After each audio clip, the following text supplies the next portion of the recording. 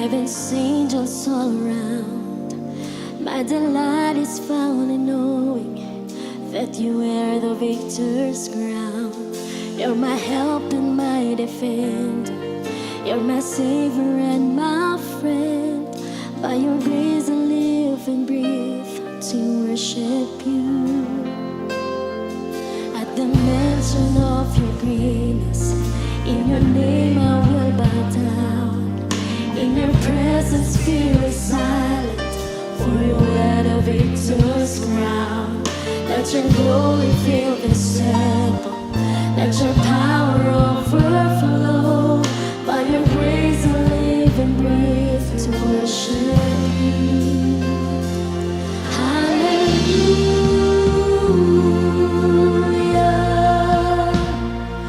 You have overcome, you have overcome. Hallelujah. Jesus, you have overcome the world.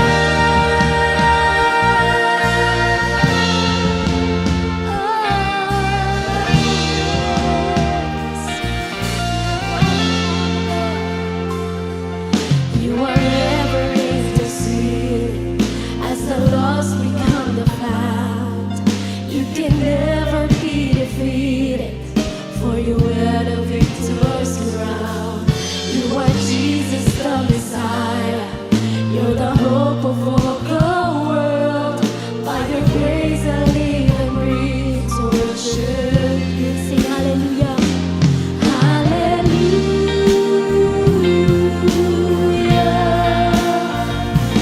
You have overcome, you have overcome.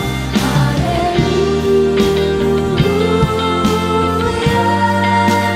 Jesus, you have overcome. Hallelujah. You have overcome, you have overcome, you have overcome. Hallelujah.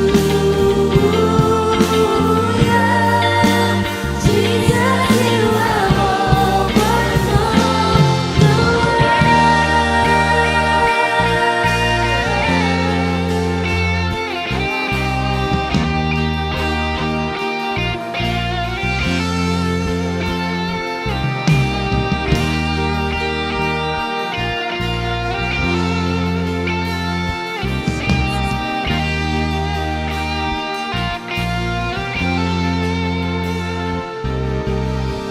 Every high thing must come down, every stronghold shall be broken.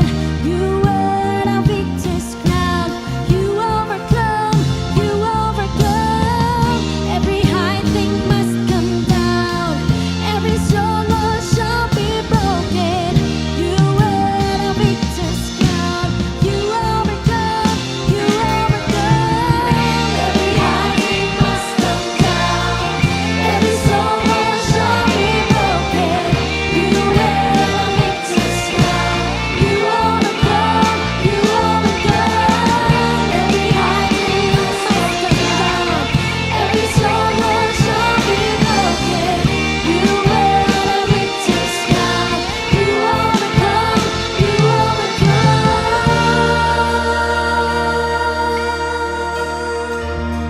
Oh yes, you overcome. At the cross the work was finished. You were buried in the ground, but the grave could not contain you, for you wear the victor's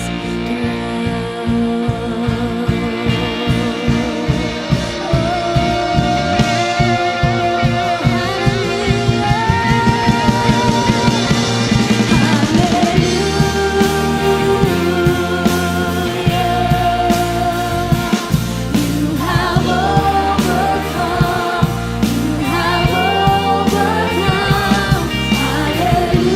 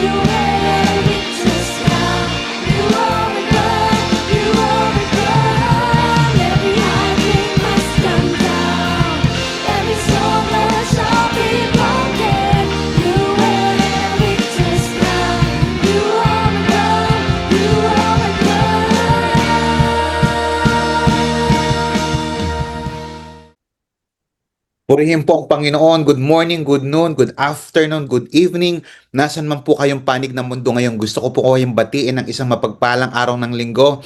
And I hope that you are all doing well. Happy amazing Sunday. I hope na nasa mabuti po tayong kalagayan. This is Pastor Paul Balgos of Amazing Hope Crossover Campus at lagi pong naririnig nyo to sa akin. Lagi ko pong pinapaalala sa inyo na anuman po ang ating po mga pinagdadaanan, gaano man po ito kabigat, gaano man katindi, gaano ka-challenging, gaano ka-blurry, gaano katindi yung mga problemang pinagdadaanan natin. You know what? Biblically speaking, mas marami pa rin po tayong mga bagay na dapat pong ipagpasalamat sa ating Panginoon. Welcome po sa ating pong third installment ng ating pong June series entitled Mind Wars, Winning the Battles No One Sees. Now, bago po tayo magpatuloy dito po sa ating pong series, sa pangatlong installment na po natin ngayong buwan po ng June, pwede po bang i-type nyo muna sa comment section, where are you attending right now? Saan po kayong panig ng Pilipinas, ng mundo?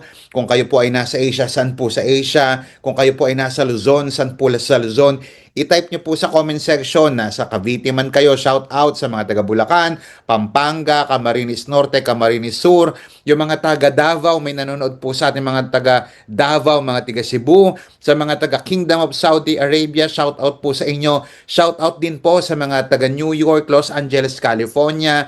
Meron pong nanonood sa atin from Japan, may nanonood po sa atin from Dubai, from Abu Dhabi, from Qatar, from Bahrain, saan man panig sa Thailand, may nanonood po sa atin from India. Mga kapatid, i-type nyo po sa comment section. Shout out from amazing people. Meron po sigurong nanonood sa atin from Norway.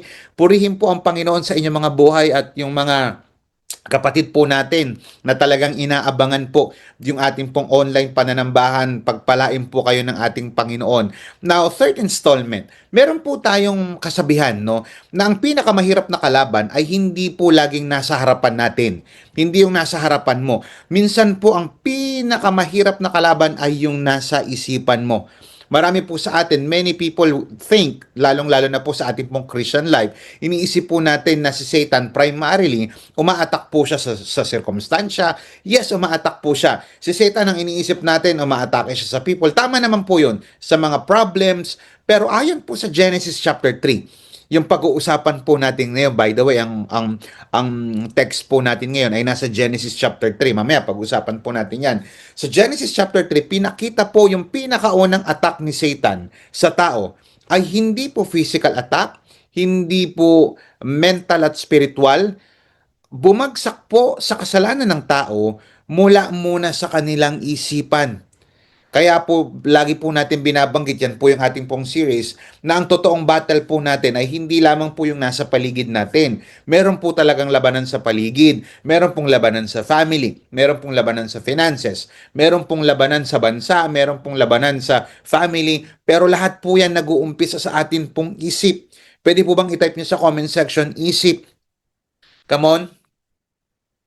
Sabi po ni Greg Rochelle, sabi po niya, your life is always moving in the direction of your strongest thoughts. Yung atin daw pong buhay, lagi po siyang kumikilos sa direksyon na kung saan malakas po yung atin pong, yung lagi at malakas na parte na naiisip po natin sa ating mga buhay. Now, kung ikaw po naiisip mo lagi, hindi mo kaya, papunta po doon ng direksyon ng buhay mo. Hanggang dyan ka na lang papunta ang direksyon ng buhay mo, doon sa direksyon na yon. Pero kung yung thought life, kaya ko, anak ako ng Diyos, I'm a child of God, papunta po yung direksyon na yon na sa yung iniisip mo doon po sa direksyon ng buhay mo. Now, maganda po yung pag-uusapan natin. Pero ang tanong, paano ba winasak ni Satan o paano winawasak ni Satan ng isang tao mula sa loob papunta po sa labas? Ulitin ko, ang unang ginawa ni Satan ay atake mula sa loob papunta po sa labas, sa isipan. Genesis chapter 3 records humanity's first temptation and first fall. Dito po sa mga passage na ito, makikita natin yung strategy ni Satan na i-expose po natin ngayon, yung kanya pong method. Listen to this very carefully. Yung kanya pong method ay hindi po nabago. Kung ano yung ginawa niya kay Adam and Eve sa Garden of Eden, yan po yung patuloy niya pong ginagawa ngayon. Sa Genesis chapter 3 verses 1 through 13, yan po yung pag-uusapan natin. And today, samahan niyo po ako sa ating pong topic entitled The Enemy Between Your Ears. Let me just repeat it. Ang topic po natin sa gabi, tanghali, umaga, depende anong oras po kayo nakakapanood. The enemy between your ears. Now, pag-usapan natin yan. Yung serpent doon sa Eden, hindi lang po ito matalinong ahas, hindi lamang po siya basta ahas. Siya po kasi, ito po ay si Satanas na kumikilos sa pamamagitan ng ahas upang dayain ng tao at simula ng pagbagsak ng sangkatauhan sa kasalanan. Kaya po sabi po ng Revelation chapter 12 verse 9, the old serpent called the devil and Satan. Kaya ang tunay na kaaway po sa Genesis chapter 3 ay hindi po simpleng reptile lang na yung unang panahon, hindi naman po siya gumagapang lang. Hindi po simpleng reptile ang kalaban nung unang panahon, kundi ang diablo mismo na gumamit ng isang instrumento upang questionin ang salita ng Diyos, sirain ang pagtitiwala ng unang tao sa Diyos at iligaw ang isipan ng tao palayo sa katotohanan. Now, the million-dollar question na sasagutin po natin sa umagang ito, how does God Satan destroy a person from the inside out? Ulitin ko po, how does Satan destroy a person from inside out? Meron po, sa pag-uusapan po natin yun, meron pong sagot, no? Na kung saan yung mga tatlong progressive steps kung paano po sinisira ni Satan ng isang tao mula sa loob papalabas. Tignan po natin saglit yung Genesis chapter 3 verses 1 through 5. Sabi po ng Bible, the serpent was the shrewdest of all the wild animals the Lord God had made. Sabi po ng verse 1. One day, he asked the woman, did God really say you must not eat the fruit from any of the trees in the garden? Sabi po ng verse 2, of course we may eat. Sabi ni Eve, sabi, of course we may eat from the trees in the garden. The woman replied, verse 3, it's only the fruit from the tree in the middle of the garden that we are not allowed to eat. God said, you must not eat you must not eat, you must not eat it or even touch it. If you do, you will die. Sabi ng verse 4, you won't die, sabi ng serpent. Sabi ng verse 5, God knows that your eyes will be opened as soon as you eat it, and you will be like God, knowing both good and evil. Number 1, how does Satan destroy a person from the inside out? Number 1, the enemy distorts the truth. Pwede po bang itype nyo sa comment section, distorts the truth. Ang kaaway daw po natin na si Satanas ay dinidistort. Ibig sabihin sa iba pong terminology, tinitwist niya po ang salita ng Diyos. Ang unang taktika ni Satan, hindi pagde-deny ng truth. Catch this. Satan's first tactic was not to deny the truth, but to twist it. Gusto po ni Satan, hindi naman po niya unang inatake hindi naman niya dinedeny na nagsalita ang Diyos. Ang ginawa niya, tinitwist niya yung sinabi ng Diyos. Why? Because before Satan can corrupt our behavior, he must first confuse our belief. Bago makorap ni Satan yung pag-uugali natin, yung pananalita natin, yung paggalaw natin, iko-confuse niya muna yung ating pananampalataya, paniniwala sa Diyos sa pamamagitan nito.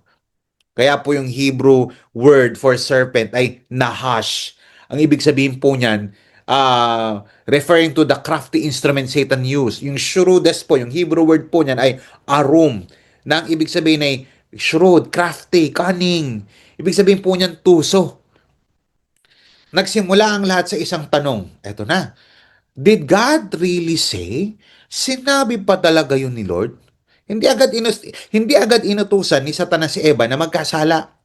Ang una niyang ginawa, questionin ang salita ng ating Panginoon. Ganyan ang ginagawa ni Satanas sa atin ngayon. Hindi naman inutusan na ganito agad gawin mo eh. Hindi naman agad yung iba sa atin gumagawa ng mga bagay na taliwas sa Diyos eh. Una, kine-question muna ni Satanas ang salita ng Diyos. Kaya pansinin natin yung progression.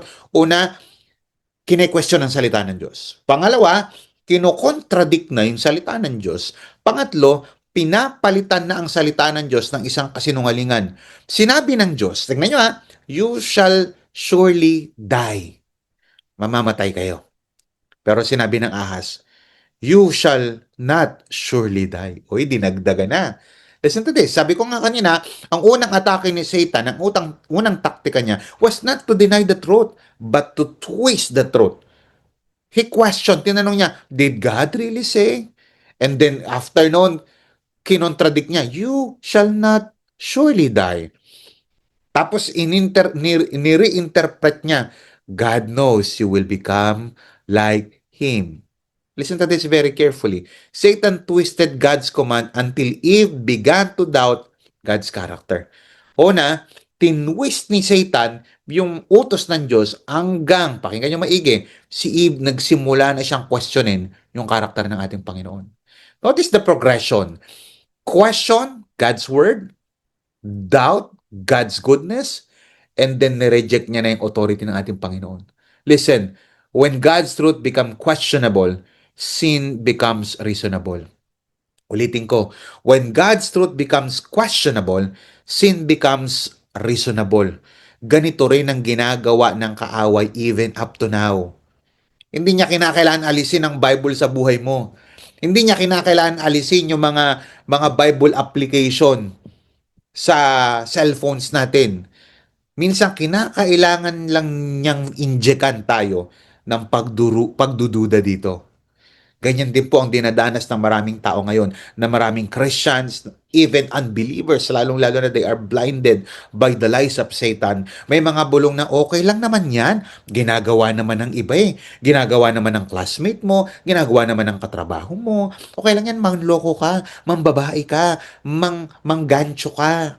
Magnakaw ka, mangupit ka, ginagawa nga ng mga politiko. Ikaw naman, dito lang naman sa kumpanya mo, dito lang naman sa bahay, dito lang naman sa office. Lahat naman yan ginagawa nila. Hindi na applicable ngayon yung Word of God. Hello, it's 2026. It's an ancient book. Hindi na relevant yan. Nakita nyo? Hindi ka naman siguro paparusahan ng Diyos kapag hindi mo siya inuna. Hindi ka naman siguro paparusahan ng Diyos kapag inuna mo muna yung mga bagay na to kaysa sa Kanya. Hindi ka naman siguro didisiplinahin ni Lord kapag hindi ka nagbigay ng time sa Kanya. Hindi ka naman siguro paparusahan ni Lord kapag hindi mo siya tinanggap sa buhay mo. Listen to this. Sabi ni Warren Wiersbe, the serpent questioned God's word, denied God's word, and substituted his own lie. Kaya importante, the devil still whispers even up to now. Did God really mean that? Sinabi ba talaga ni Lord na magbigay ka? Yung pastor lang ang nagsabi. Sinabi ba talaga magpatawad ka? Is that command still relevant? Yung utos bang yan? Hanggang ngayon, applicable pa rin. Surely God doesn't expect that from, hindi naman siguro. Listen to this very carefully. Every temptation begins with an assault on truth. Kaya kapag nawala ang tiwala natin sa katotohanan ng Diyos, madali tayong malilinlang.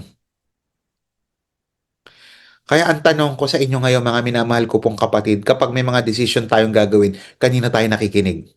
Sa opinion ng mundo? Sa nararamdaman mo? O sa salita ng Diyos? Gaano karaming mga tao ngayon na every time nagagawa sila ng desisyon, inuuna nila yung nararamdaman nila at ang opinion ng mundong ito kaysa sa salita ng ating Panginoon. Mga kapatid, maraming bumagsak sa kasalanan, hindi dahil kulang sila sa lakas, malalakas. Kaya lang kulang sila sa paniniwala sa Diyos. Dahil minsan silang naloko ng ating kaaway. Guard your mind with God's truth. Importante po ang salita ng ating Panginoon. Why? Because many believers fall long before they commit the act. Bago pa nila magawa ito, matagal na silang bumagsak. Saan? Sa isip. Why? Because they first entertain the lie. When you stop consulting the scripture and start consulting the culture, feelings, or popular opinion, you become vulnerable to deception. Kaya tanungin mo ang sarili mo ngayon, what truth am I currently questioning? Ano yung katotohanan ng Diyos na kine-question ko? What command of God am I trying to negotiate? Ano yung utos ng Diyos na nini-negotiate ko? Lord, baka naman pwedeng ito muna sundin ko. Lord, baka pwedeng humingi ako ng tawad sa'yo. Pero kung humingi ng tawad sa akin, baka tsaka ako na patatawarin, Lord. Ulitin ko po mga kapatid, importante ang isipan natin sa labanang ito. Victory begins when God's word becomes the final authority.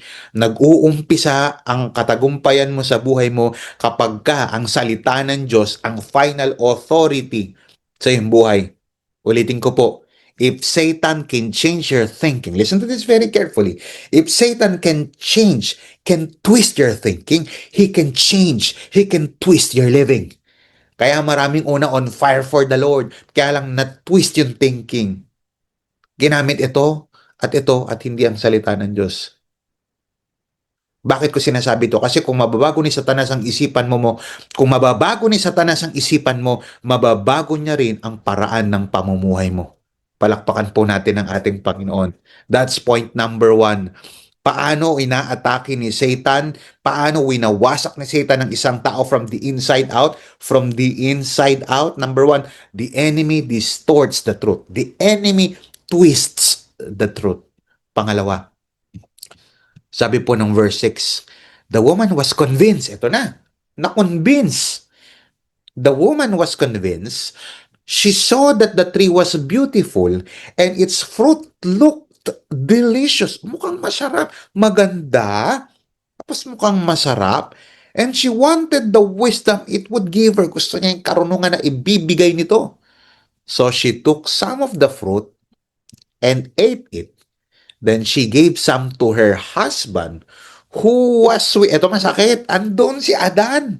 Kung saan sa kanya binilin yung hardin. Siya yung unang nilikha. Then she gave some to her husband who was with her. And he ate it too. Kapatid. How does Satan destroy a person from the inside out? Number 1, the enemy distorts the truth. Pangalawa, the enemy directs the desire.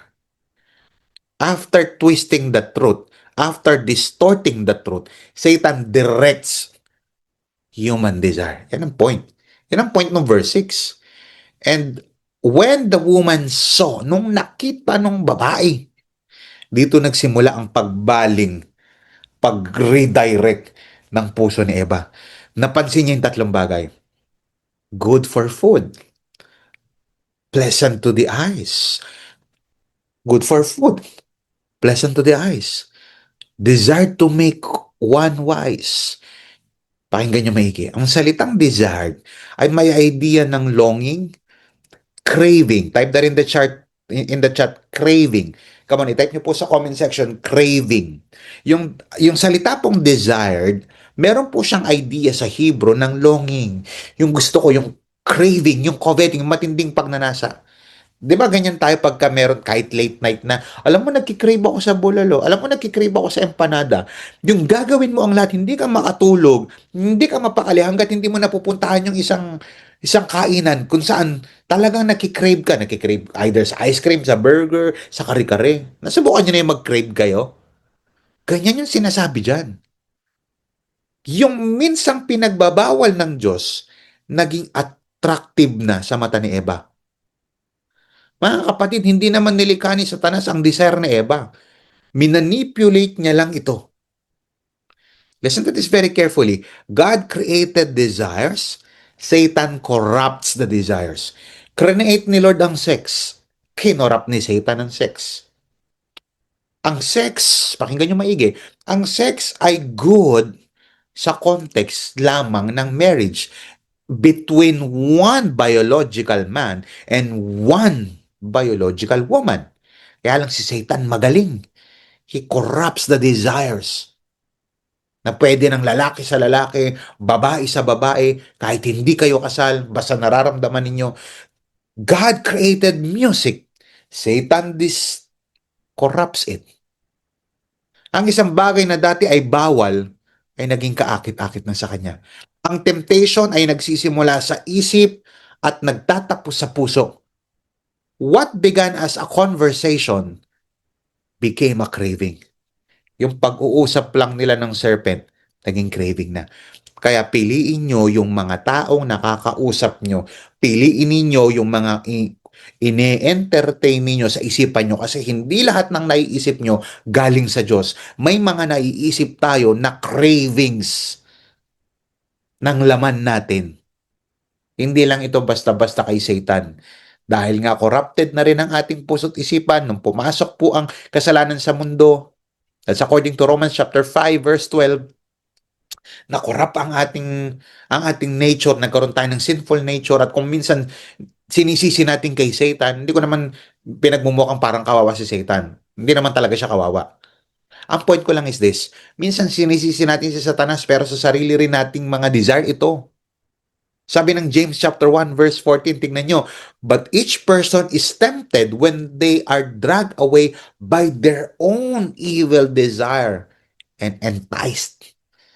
So ulitin ko, may atake si Satan sa isip, pero meron din tayong sariling sinful desire. The enemy redirected Eve's focus from God's provision to the one thing, listen to this, to the one thing she could not have. Ganito pa rin ang strategy ng kaaway natin ngayon. Pinagaganda niya ang kasalanan. Okay naman, ginagawa naman ng mga katrabaho mo. Ginagawa naman ng kumari mo, tsaka ng kumpare mo. Ginagawa naman nila. Pinagaganda ang kasalanan, pinaliliit niya ang consequences. Pinagaganda niya yung, ang sarap gawin, pero hindi niya pinapakita yung consequences. Pinapalakas niya yung appeal. Ang ganda. Okay yan. Pero pinapahina niya yung mga red flags nito. Ang gusto ni Satan, makita mo na green flag ang red flag. Ayaw ipakita ni Satan sa tao na ang red flag ay red flag. Pinapakita niya na ang red flag ay mukhang green flag. Okay lang yan gawin mo. Pero sa totoo lang, hindi kalooban ng Panginoon. John describes the same avenues of temptation. Sabi niya sa 1 John chapter 2 verse 16, the lust of the flesh, the lust of the eye, and the pride of life. Lahat ng yan makikita po natin sa Genesis chapter 3. Notice all three present in Genesis chapter 3. Good for food, lust of the flesh, pleasant to the eyes, lust of the eyes, make one wise, pride of life. The devil packages temptation differently. Yan ang tatandaan niyo mga minamahal kong kapatid. Pinapackaging ni Satan ang temptation na hindi mukhang mapapahama ka. But the ingredients, catch this, but the ingredients remain the same. Nakabalot man sa ibang paraan ang temptation ngayon, pero pareho pa rin deadly, pareho pa rin ang laman. Kaya mag-ingat sa mga bagay na palaging pumapasok sa isipan natin. Be careful what you continually look at, listen to, and meditate upon. Dahil what captures your attention eventually, pakinggan maigi, eventually influences your affection. Ulitin ko, kung ano yung nagka-capture sa attention mo, eventually influences your affection. Kaya marami sa atin walang pagmamahal sa Diyos kasi yung attention wala sa Diyos. Bakit ang pagmamahal niya nasa pera lang? Kasi ang attention nasa pera. Bakit ang pagmamahal niya, ang affection niya sa babae lang? Kasi wala na siyang pagmamahal sa Diyos. Yung attention niya wala na sa Diyos. Bakit ang affection niya sa career lang? Hindi ko sinasabing hindi mahalaga ang career. Pwede mong i-glorify dyan si Lord. Kaya lang yung iba sa atin, ang buong attention at affection natin, pakinggan maigi, yung buong pagmamahal natin nasa career, napabayaan na natin ng ating Panginoon Diyos. Yung relationship natin sa ating Panginoon. Why? Because kung nasa ng ating affection, ibig sabihin nandun ang ating attention. Kung puro worldly things ang pinapakain mo sa puso mo, huwag ka nang magtaka kung worldly desires ang lalago sa'yo. Bakit lasinggero to? Malamang worldly things yung pinapakain niyan eh. Puro kalasingan. Bakit puro kabastusan ang sinasabi nito? Malamang ang pinapakain niyan yung mga worldly things, yung carnal niya. Kaya we need to die to ourselves every day. Tanungin mo ang sarili mo ngayon. Anong madalas kong iniisip? Anong madalas kong pinapanood? Ano ang nagpapasaya sa puso ko? Si Lord pa rin ba ang nagpapasaya sa puso ko? O tao na lang? Hindi ko sinasabing hindi pwedeng gamitin ni Lord ng tao. Kaya lang kung minsan masyado na tayo nakafocus sa tao. The best, listen to this very carefully. The best defense against sinful desires is a greater desire for Christ. Let me just repeat it. The best defense against sinful desires is a great desire for Christ. Are you still desiring Christ more than anything else? Sabi ni Thomas Chalmers, sabi niya, the heart must have a better object before it can let go of the old one. Mas better si Christ kaysa sa anumang bagay sa sanlibutan ito. Ano ang mapapala ng isang tao kung makamit niya ang sanlibutan ito, ang buong mundong ito, ngunit mapapabayaan naman niya ang kanyang kaluluwa. Palakpakan po natin ang ating Panginoon. Nung marinig ko yung expansion, di ako nagdalawang isip. Dahil nasaksihan ko yung pagsisimula ng Crossover Church. Mula sa isang restaurant, napunta sa garahe, pero dahil sa expansion, nakahanap kami na isang magandang panambahan kung saan equipped na iba't ibang mga gamit para mas maayos yung preaching ng aming pastor.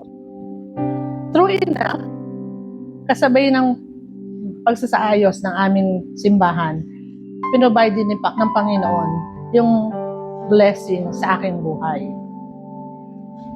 Nawalan ako noon ng trabaho, pero naging faithful ako na sumali sa expansion. Kahit hindi ko alam kung saan ko kukunin yung ibabahagi ko para sa expansion. Kaya pinobide ni Lord yung unang part-time pagkatapos ko mawala ng trabaho. Sumunod, merong uli part-time na hindi ko siya in-applyan, pero God provided it. Na nakatulong yun para itawid naming mag-ina yung aming daily living. Pero apart from material blessings, pinagpapasalamatan ko at mahusay na pagpapala yung buhay ko ngayon dahil sa expansion na aking pagsali. Sa ngayon, ako ay patuloy na ini-equip ni Lord at tinutulungan sa aking spiritual journey. Kaya ito yung best blessing na nakikita ko sa pagsali ko sa expansion.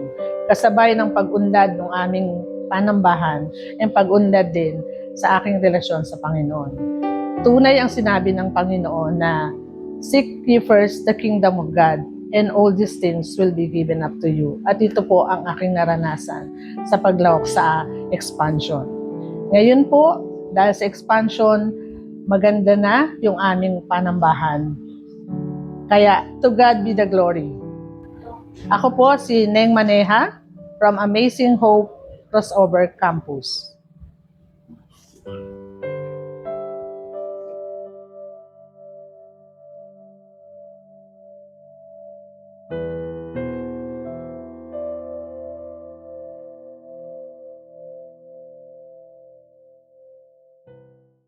Praise God.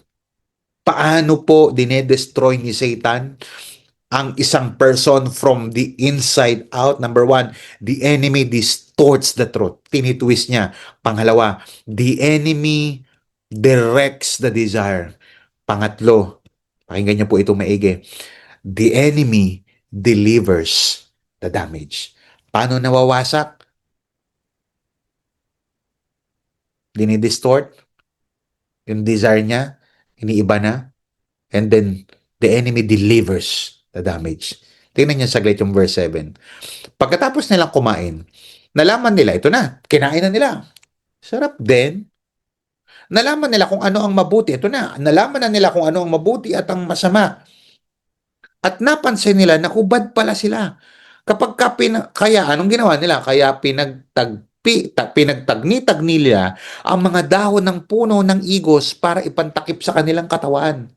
Pagdating ng hapon, sabi ng verse 8, narinig nila lumalakad ang Panginoon Diyos sa halamanan. Kaya nagtago sila sa mga puno doon. Akala nila hindi sila nakikita ni Lord. Verse 9, pero tinawag ng Panginoon Diyos ang lalaki si Adan. Sabi niya, nasan ka? Where are you? Sabi ng verse 10, sumagot ang lalaki, narinig ko po kayo sa halamanan. Kaya nagtago ako. Natakot po ako dahil lubad ako. Ano sabi ng verse 11? Nagtanong ang Panginoon Diyos, sino nga nagsabi sa iyong hubad ka? Now catch this. Hindi dahil sa hindi alam ni Lord ba't siya nagtatanong ha. Hindi nagtatanong si Lord para malaman. Nagtatanong si Lord, this is a question of realization para kay Adan. Sino nagsabi sa inyo na hubad ka? Kumain ka ba ng bunga ng punong kahoy? Hindi dahil sa hindi alam ni Lord. Pinapakita lang ng writer ng Genesis na gusto ni Lord na ma-realize nila kung ano na ang ginawa nila, ano nangyari sa kanila. Kumain ba kayo? Sabi ng verse 12. Sumagot ang lalaki, ang babae po kasi, yan na, nagturuan na the blame game. Ang babae po kasi na ibinigay ninyo sa akin ay binigyan ako ng bunga ng punong kahoy na iyon at kinain ko. Sabi ng verse 13, tinanong ng Panginoon Diyos ang babae, bakit mo ginawa iyon? Sumagot ang babae, nilinlang po kasi ako. Ito na, tinuro. Yung lalaki, tinuro yung babae tinuro yung serpent. Nilinlang po kasi ako ng ahas, kaya kumain po ako. Mga kapatid, pagkatapos nilang magkasala, agad lumabas ang effect. Hindi blessing ang lumabas. Hindi kalayaan. Hindi enlightenment, kundi damage. I want you to type that in the chat, damage. Makikita natin agad yung apat na resulta. Una, yung guilt. They knew they were naked. Alam nila na hubad sila. Nawala yung kanilang innocence. Pangalawa, meron pong fear. Sabi ni Adan, I was afraid. Natakot po ako kasi nandun ka. Ang dating masayang fellowship sa Diyos ay naging takot. Kaya pansinin niyo, malayo po ang tao sa Diyos. Hindi dahil lumayo ang Diyos, kundi ang tao po ay nagkasala sa harapan ng banal at makapangyarihan Diyos. Pangatlo, hiding. I hid myself. Ang kasalanan, pakinggan nyo maigi. Kaya every time na nakakagawa tayo ng kasalanan, hindi nyo napapansin. Ang kasalanan ang laging nagtutulak sa tao na lumayo sa Diyos. Pag nakagawa ng kasalanan yung iba, hindi mag-church, hindi magpipray, hindi magdi-devotion. Pag nakagawa ng kasalanan, hindi makikipag-usap sa Diyos. Now, hindi ko sinasabing Diyos yung pastora o yung mga kapatiran. Ang point lang, minsan pati yung taong dapat tutulong sa'yo para lalong maayos ka sa Diyos, hindi na rin sila nakikipag-usap sa mga godly people. Inilalayo sila na parang isang dating uling na nagbabaga, tapos ina-isolate. Ang kasalanan ay lagi nagtutulak sa tao papalayo sa Diyos. Ano pa? Blaming. Si Adan, sinisi si Eva. Si Eva, sinisi ang ahas. Why? Kasi kapag nakakagawa ang isang tao, nobody wanted responsibility. Walang gustong umako ng responsibilidad. Nasira ang relasyon nila sa Diyos at sa isa't isa. Ito ang hindi pinapakita ni Satanas sa atin, mga kapatid. At gusto kong sabihin sa inyo ngayon, kung alam niyo, praise the Lord. Kung hindi pa, ito minsan hindi pinapakita ni Satanas sa atin. Ipinapakita niya ang pleasure. Masarap. Kaya pansinin mo yung mga nambababae. Sa una, masarap eh. Pero kinokonsensya sila, sising-sisi sila. Humingi sila ng tawad sa kanila mga asawa, kaya lang sira na yung pamilya nila dahil sa ginawa nila. Yung mga nagda-drugs sa una, masarap, ang tama. Pero at the end of the day, nawala na yung tama, malungkot na sila. Yung mga umiinom sa una, masarap. Pero nung nakasuntok na sila, nakapambugbog na sila, hindi pinapakita ni Satan yung consequence. Ang pinapakita niya yung sarap. Ipinapakita ni Satan yung pain, yung bait.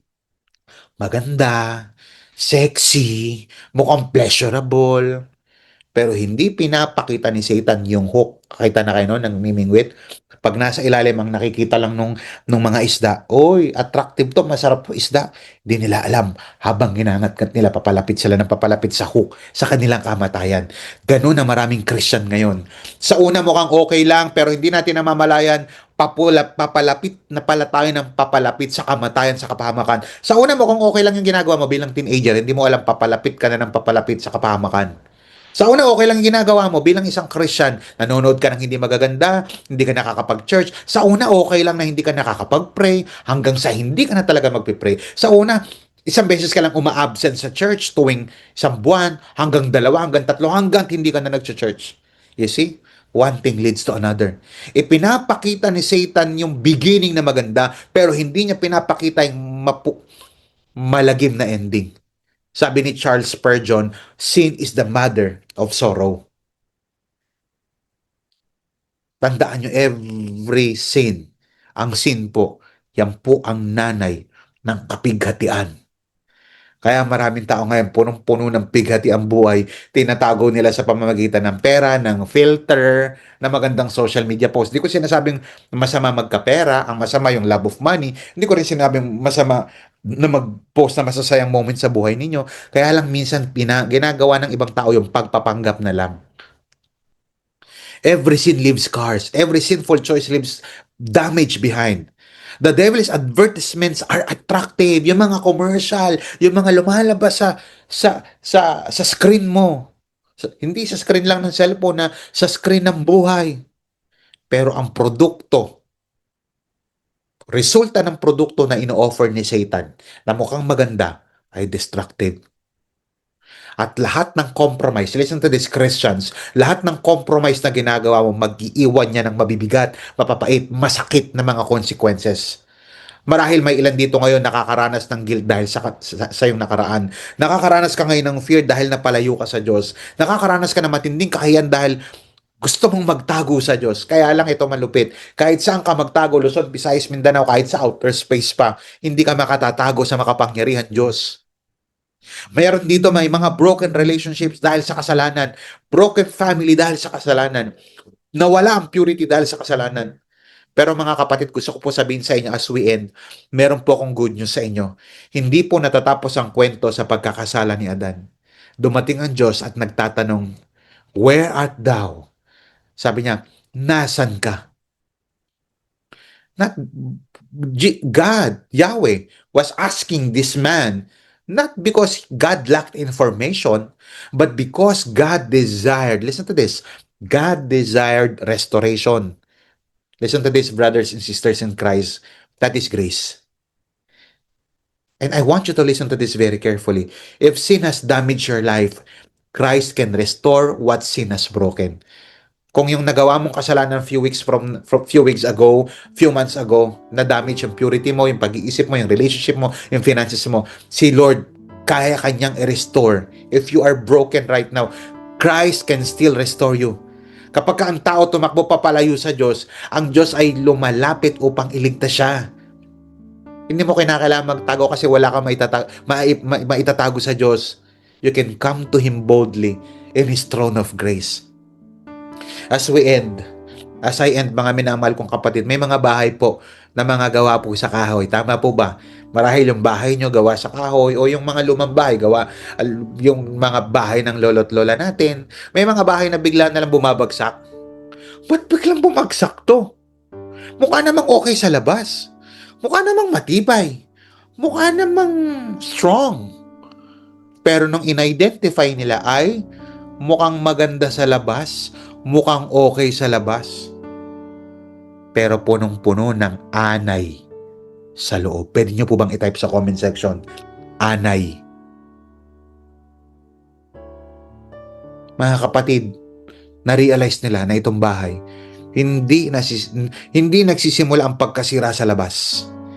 Nagsisimula sa loob. Habang maganda ang pintura, matibay tignan ng bahay, unti-unti na palang kinakain ng anay ang pundasyon. Listen to this, Christians. That is exactly how Satan operates. Hindi siya nagsisimula sa malaking pagkasira ng purity. Hindi siya nagsisimula sa malaking pagkasira sa family, sa finances. It starts with a small compromise. Isang maliit na kaisipan, isang maliit na pagdududa, isang maliit na pagnanasa, isang maliit na takot, isang maliit na paglayo. At kalaunan lalabas ang matinding blow, matinding damage sa ating buhay. The collapse on the outside, catch this, the collapse on the outside began with corruption on the inside. Bago mag-collapse sa labas, may corruption na nangyari sa loob. Balikan natin ang tanong. How does Satan destroy a person from the inside out? Paano winawasak ni Satan ang isang tao mula sa loob palabas? Tatlong answer. He distorts the truth. Tinitwist niya. He directs the desire. Ito na gawin mo. Imbis na dito ka na. He delivers the damage. Distorts, directs, delivers. Kaya bantayan mo ang isip mo, kapatid. Punuin mo ng salita ng Diyos ang isipan mo. The enemy may be between your ears, but the Holy Spirit is within your heart. Fill your mind with God's word before Satan fills it with its lies or with his lies. Manalangin po tayo. Panginoon, maraming salamat po. Sa umaga, tanghali, gabi, depende anong oras po nakakapanood ng kapatid kong ito. I just pray, Lord, na patuloy mo siyang ingatan, proteksyonan. Lord, na maging aware kami sa atake ng aming kaaway na si Satan. At maging aware din kami, Lord, sa sinful desires namin. God, sa mga tao naman na first time lang nakapakinig, if you're that person that is seeking for the truth, and if you want to know more about God, you need to personally repent of your sin and put your faith in the finished work of Christ. Marahil may religion ka, mabait ka, pero our religion and our good works cannot save us. Only the finished work of Christ. At kinakailangan natin humingi ng tawad, kinakailangan natin manalangin, kinakailangan natin humingi ng tawad kay Lord at magtiwala sa ginawa niya sa krus. Kung ikaw yung taong yun, sabi mo, Lord, I admit that I'm a sinner. I admit that I cannot save myself. Only you can save me. Lord, help me from the lies of the enemy. I want to live by the truth of the Word of God. Lord, samahan niyo po ako. At kung matagal ka ng Christian, I just pray that God would restore you, that God would give you protection, provision, and peace that can only be found in Christ Jesus. Maraming salamat po, Panginoon Diyos. To you all the glory, the praises, and honor. It's in Jesus' mighty name we pray. Lahat ng anak ng Diyos ay magta-type ng Amen and Amen. Palakpakan po natin ang ating Panginoon. God bless you. Salamat po sa lahat ng nakinig mula umpisa hanggang dulo. Napakaganda po nito. I-share po ninyo ito sa mga group chat ninyo at sa inyo pong mga kapatid, kaibigan na nangangailangan po ng katotohanan. This has been Pastor Paul Balgos of Amazing of Crossover Campus. See you again next week for the last installment ng ating pong June series entitled Mind Wars. Pagpalain po kayo ng Panginoon. God bless you.